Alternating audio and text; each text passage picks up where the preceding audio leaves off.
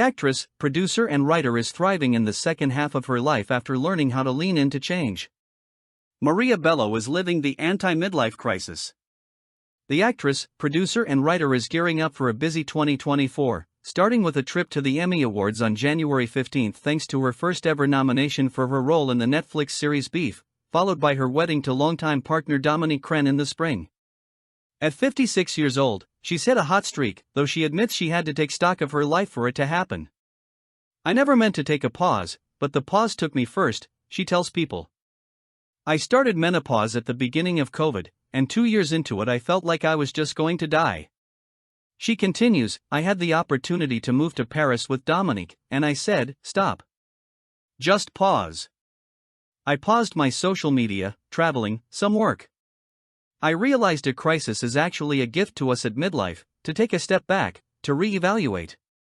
So I went back on social media to talk about my findings. I feel more peace than I've ever had." Bello returned to Instagram with a bang in December after a 2-year hiatus. She opened up about trying everything from bioidentical hormones to Ozempic for a week in her attempts to combat menopause and the subsequent changes wreaking havoc on her body and mind. She even dove into Carl Jung's teachings about the 7 tasks of midlife.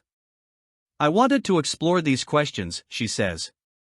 "The only thing that I'd heard about midlife was midlife crisis, menopause, these phrases that denoted this horrible time in your life.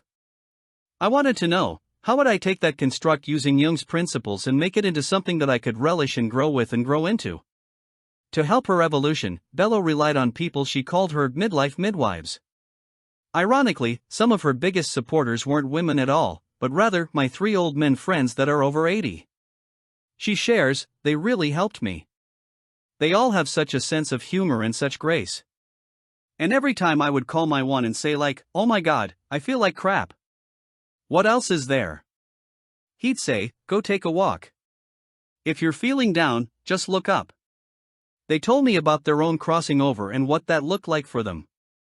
We're all going through it. That it is aging, which Bello has retrained herself to see as a gift. The sort of running to stop the aging process, to try this and the machines and the cellulite creams and the diets and the this and the that. You suddenly realize wherever you go, there you are. You take yourself with you wherever you go," she says. "Just because my skin looks a little tighter at that midlife point, when I was really down, disillusioned and depressed inside, it didn't help a thing." Now, having successfully crossed over into the second half of her life, Bello's mindset is one that celebrates whatever makes you feel better about yourself, and she stays armed with an inherently great sense of humor. In Bello's bathroom, she keeps photographs of women who project freedom and strength, including Georgia O'Keeffe, Beatrice Wood, and Simone de Beauvoir. There's also something each of the women have in common: they're all over 60 with their wrinkles and their waddles and their confidence and their power. And I find it incredibly sexy.